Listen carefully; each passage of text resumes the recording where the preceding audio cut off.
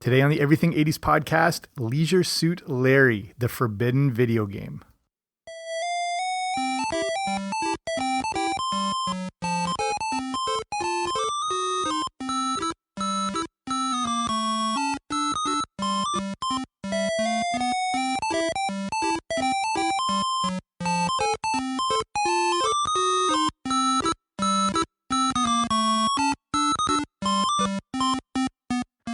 Hey there, what's happening? Welcome back to the Everything 80s podcast. I'm Jamie. Thanks for coming on out today. Warning, Leisure Suit Larry in the Land of the Lounge Lizards contains some elements of plot that may not be considered appropriate for some children. This is the intro from 1987's Leisure Suit Larry in the Land of the Lounge Lizards, and it ushered in a game that would be part of a forbidden folklore for kids during the 80s. Leisure Suit Larry was a character and video game created by Al Lowe and Mark Crow about a fictional character named Larry Laffer. It was an adult-themed video game and series that had huge success through the 80s and into the 90s. So that's what we're going to be looking at here today, the forbidden video game. Before we start, if you haven't already, make sure you subscribe wherever you find your podcasts. I should be there. Okay, here we go. The name Leisure Suit or Larry still conjures up a mindset for me that says this game is off limits. We grew up without an internet and 3 network channels, so anything that was considered off limits, we only learned of through word of mouth. Leisure Suit Larry was one such thing. It was spoken of on playgrounds and in neighborhoods by kids who had never played the game. There was always that one kid in school who swore he played it, but we all knew he was full of crap. Despite its relative tameness, the persona of the game came off as being truly forbidden. To us, this was way out of our wheelhouse, and we were better left to playing Mario or Duck Hunt. Still, the mystique behind this game made it something of a great curiosity. Even if we had the chance to play it, I'm not sure if we would have. It's something that remained a mystery at the time and probably wasn't worth the hype at all, but that's what makes for great intrigue. So this is a look back on the original forbidden video game Leisure Suit Larry. So what is the origin story here? Before we get to the creation of the game, here is the rundown on the backstory of Leisure Suit Larry. Larry was a geek for most of his life and never had any success with girls. He would eventually become a computer programmer, but lived a very meaningless existence. He lived with his mother, and there was a lack of friends, work colleagues, or anything like that. When Larry turned 38, he gets a bit of an epiphany and becomes preoccupied with the opposite sex. This starts to take over his life, and his work begins to suffer. A trickle-down effect starts to happen, and it leads to his life going downhill. He gets fired from his job, and on that same day, he finds out his mom has skipped town, sold the house, and left for an extended vacation. Larry then decides to do a 180 and uproot his life. He moves to the fictional city of Lost Wages, get it, and adopts a whole new persona. Since Larry is so out of touch, he believes that the 70s style is still in vogue and goes all in on it.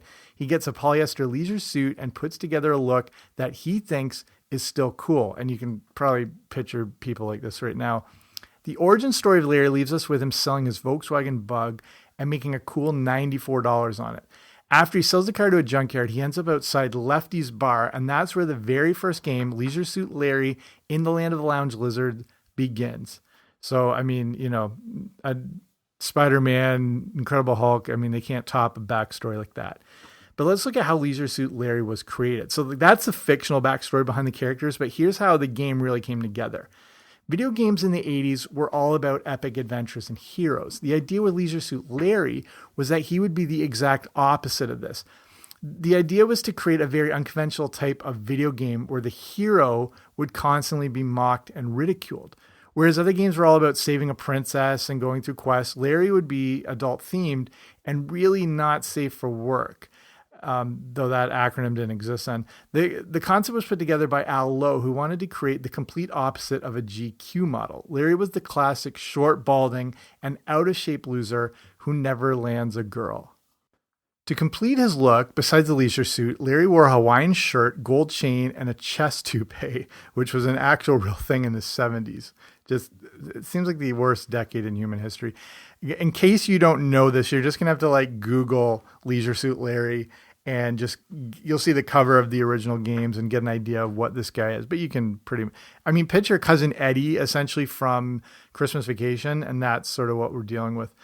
The tough part was they still had to make him somewhat likable. He has all the traits that make him a scumbag, but Lowe still based him on the average guy who was somewhere in between loser and noble. He has a real good to him, but he doesn't know how to show it. So that actually leads us, when we're thinking about real life Leisure Suit Larrys, to an actual, potential influence here. And it's interesting. I was starting to, as I was going through this, I was starting to draw comparisons between also, besides Cousin Larry or Cousin Eddie, George Costanza and Larry, which is interesting because George, of course, is based on Larry David. And most classic characters have their roots in real life people. Looks like Leisure Suit Larry was no different. Lowe worked for Sierra Online, which is a video game company from the late 70s. They brought us such games as King's Quest, Space Quest, Police Quest, and Quest for Glory. You can see their theme there. Sierra would eventually dissolve into part of Vivendi Games, which later merged with Activision to form Activision Blizzard. While Lowe was working there, he met a salesman who would become the future influence for Larry. The salesman, who was never named but was apparently named Jerry, would always be away on sales trips and would brag about his ability to score with the ladies. He was apparently hated by Lowe and the other game coders. This Jerry guy never realized he was being laughed at behind his back and would become the influence for Leisure Suit Larry. They went with Larry as it seemed too obvious to use the real name of Jerry. Larry was also the name of childhood friend Larry H. Parker. Larry's last name is actually Laffer, Laffer, and for that, Lowe just started skimming through an encyclopedia. They wanted to use a lot of L words for the title, and Lowe chose the L volume of the encyclopedia. He randomly landed on Arthur Laffer, who was an American working during the Reagan administration and actually won the Presidential Medal of Freedom. The fact that the name Laffer was basically laughter worked perfectly for the character, who was the butt of all jokes. The real-life Laffer was never aware of this connection, even though his secretary was a huge fan of Leisure Suit Larry, who also never made the connection, apparently. Okay, so now launching the very first Leisure Suit Larry video game. Again, there was also you can go on YouTube and see the trailer for this game, which, I mean, back then in the 80s, video games didn't have trailers per se. They had a non-playable demo, where it would just automatically go through. Like all video games had this, so like they could display it in the stores. But you can find this on YouTube if you just search Leisure Suit Larry or trailer, or go to the show notes for today's episode where I've got all this put together. If you didn't grow up in the 70s and 80s, you probably don't remember text-based video games. They are just as they sound, like as the game contains graphics, but not actually graphic gameplay. You would type various commands and the game would respond to them. Before even that, there was just straight text-based games where you would type in a response or an action and then there'd be a text response and you just sort of follow through it. But then they started evolving this into graphic gameplay as the technology evolved. So the game would be co-designed and illustrated by Mark Rowe.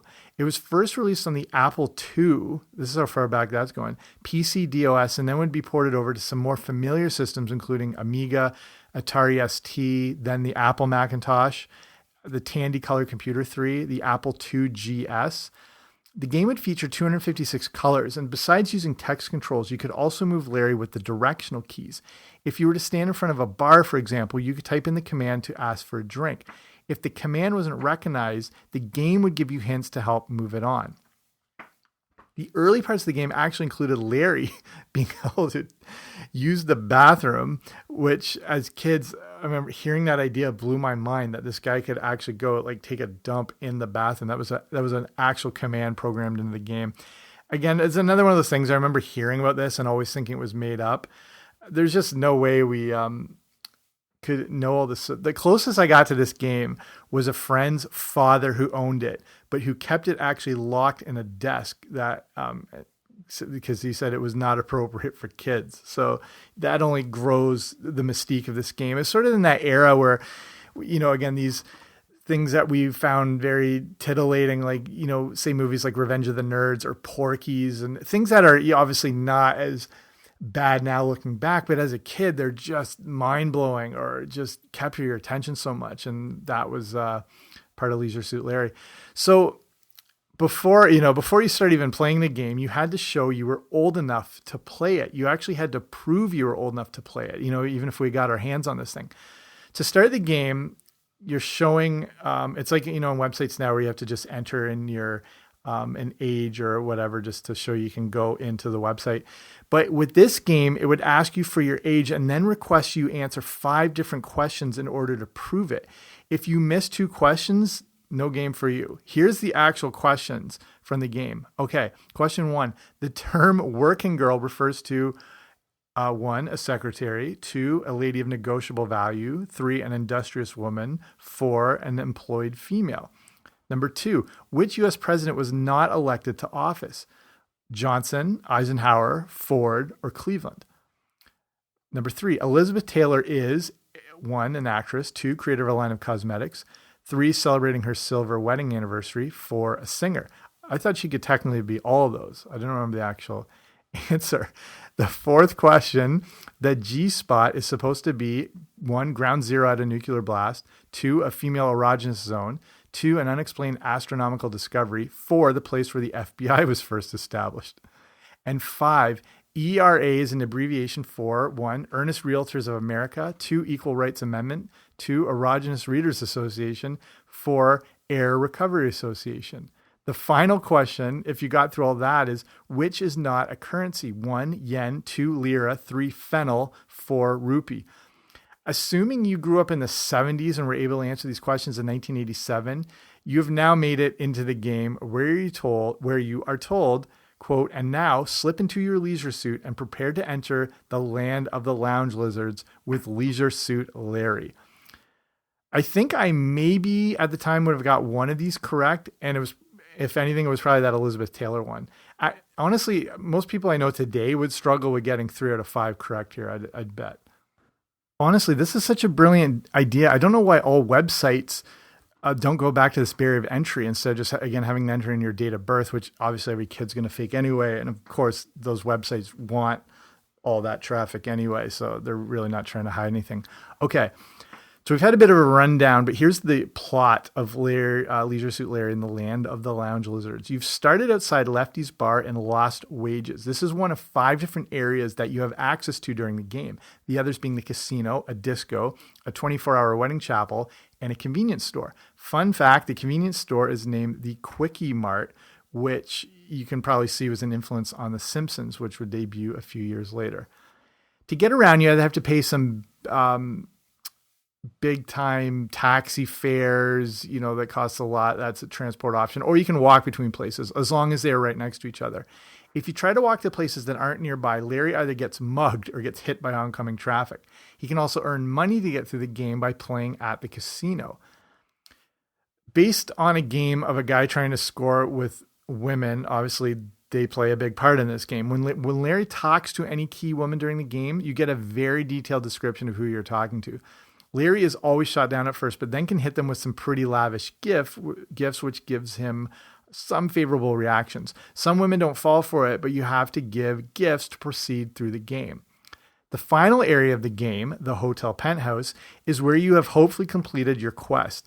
This is where, okay, so this podcast is considered clean. If you do anything or say or curse or anything, whatever on a podcast, you have to give it a different rating thing. And when you don't, it can get in trouble. So I'm going to try and describe things in a PG manner here. You have a 7 sort of hour time period to complete the game. And if you don't do it in that time, Larry ends up taking his own life. When you start the game, a lady of the night is available, but if you're to use her services without protection, you will also die. So I think that's the cleanest way I can describe how this game goes. That's the ultimate goal of Leisure Suit Larry, and the whole ordeal can be accomplished as long as Larry buys the protection in the convenience store. It's probably a good idea that you had to pass that age requirement at the beginning, because as the game starts, it's, kind of just stupid and whatever. And then as it progresses at the end, you can see where it gets a little off the rails. Okay, but let's look at the success of Leisure Suit Larry. So it's the 80s and things take a while to catch on. Word of mouth was the best advertising campaign that could have existed at the time, and it was a big part of the success of Leisure Suit Larry. Like, there was no commercials for this thing. There was no YouTube videos launching it. It was basically people just having to spread their own thoughts. The sales started off pretty badly, and the game only sold around 4,000 copies. Not surprisingly, many stores had a problem with this adult theme nature of the game and didn't want to put it on the shelves. I remember this being the case where I lived, and I don't remember any video stores that carried it, and sure as hell we're not going to rent it out to kids. It was the lowest first month sales for any product that has ever been released for Sierra Online, and it was thought that everyone involved had wasted half a year of their lives. But then people start to talk. Spurred on by rumors on playgrounds, neighborhoods, schools, colleges, the myth of the game grew. Suddenly, Leisure Suit Larry was the hottest thing in video games, and by the end of the year had sold over 250,000 copies. The one interesting thing here is that a large percentage of the people who bought it and played it were female. An interesting occurrence happened too. No stores wanted to advertise or promote it, but were still selling a ton of copies. It had great reviews from video game magazines like Computer Gaming World, and the game was touted for having great graphics and improved gameplay. Leisure Suit Larry in the Land of the Lounge Lizards would actually win Best Adventure or Fantasy Role-Playing Game in 1987, awarded by the Software Publishers Association. So let's look at the future success of Leisure Suit Larry. I wanted to mainly focus on the original game and the 80s sort of viewpoint of everything, but Leisure Suit Larry would only continue to grow after this. Over the years, other iterations would come out, which included Leisure Suit Larry Goes Looking for Love in All the Wrong Places, Leisure Suit Larry 3, Passionate Patty in Pursuit of the Pulsating Pectorals, Leisure Suit Larry 5, Passionate Patty Does a Little Undercover Work, Leisure Suit Larry 6, Shape Up or Slip Out. Leisure Suit Larry Love for Sail, SAIL, so a nautical themed adventure. You might have noticed I missed the fourth game, and hopefully you did catch that. Turns out the fourth Leisure Suit Larry game, The Missing Floppies, has some varying stories surrounding it. Some say it was just a prank, and others say the whole game was made but never backed up when the original floppies were lost. If you don't know what a floppy disk is, you're going to have to ask your parents, but this is the way information was stored on computers before CD-ROMs, which, again, depending on your age, you might not have used either. But that's how games were made. That's how information was stored. So possibly that this game just was completely lost. The designers refused to remake the game, but it seems like the real version was just for a bit of marketing. Lowe had commented in 2012 that jumping right to game number 5 would make customers ask and wonder what happened to Leisure Suit Larry 4. So I don't know, maybe that was their excuse for actually screwing up and not backing up the game, or, not saving as or whatever. There was also going to be Leisure Suit Larry 8, Lust in Space, and Leisure Suit Larry Pocket Party, but both would never see the light of day. A Kickstarter project started in 2011 to create Leisure Suit Larry Reloaded, which would be a modern HD iteration of the game. I don't know where things stand at the moment as far as all that, though. Okay, let's start winding it down here with some final thoughts on Leisure Suit Larry. So, there you go. It's the original forbidden video game. It's if you grew up in the 80s, it's part folklore, it's part urban legend, it's also part classic. The game and series has become one of the most well-remembered games ever, and again is considered a classic because of the technology from the time and the gameplay and the hype and everything like that. And people do look back fondly. PC Games ranked Larry 6 on its list of best video game characters of all time. He was voted 45th top video game character of all time from a Guinness Book of World Records poll. It's been ranked in the top 100 games by different magazines, and the 5 original games combined have sold over 2 million units. This just goes to show the power of word of mouth, especially back in the 80s. And of course, today, with a game being launched, there'd be so much promotional material and social media campaigns, and they can create this buzz.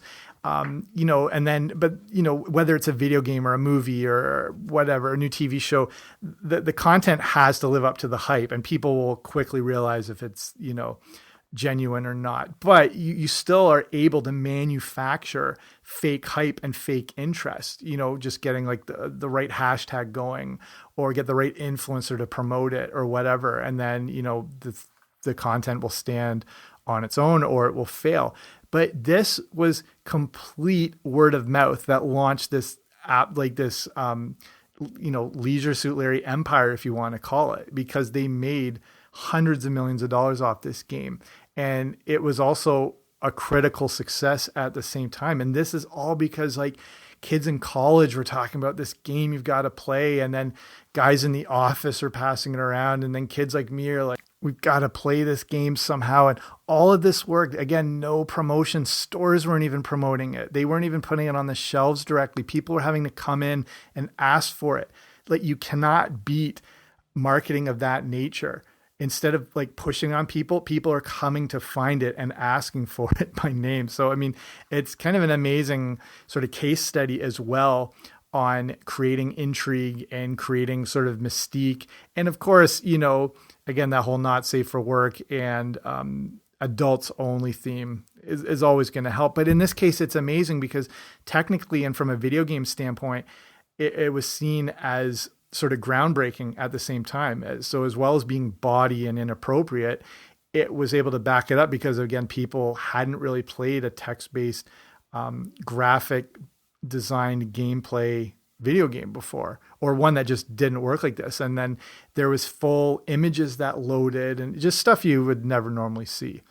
So that's it. The next time you're in Vegas and you see someone stuck in the 70s, remember, that guy is only looking for love. So we'll finish it here. Thanks for listening. Hope you enjoyed this sort of trip down memory lane as far as it comes to video games. And maybe you remember this in the same way, or you weren't totally aware of what it was, or you vaguely remember, or you were right in the midst. So hopefully you learned a bit from this. So thanks for listening. Again, if you haven't already, make sure you subscribe wherever you find your podcasts. I should be there. I will be back soon with a new episode. Don't you dare miss it.